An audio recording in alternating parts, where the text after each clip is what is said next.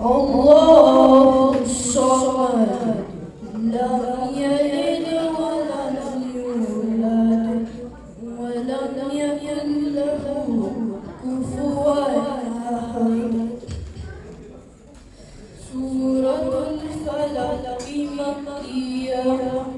بسم الله الرحمن الرحيم.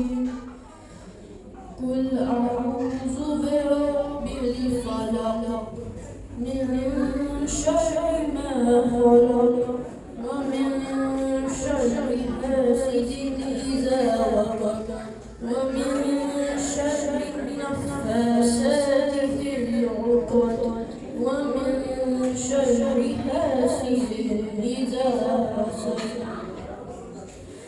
قل أعوذ برب الناس ملك الناس إله الناس من شر الوسواس الخناس الذي يوسوس في صدور الناس من الجنة والناس.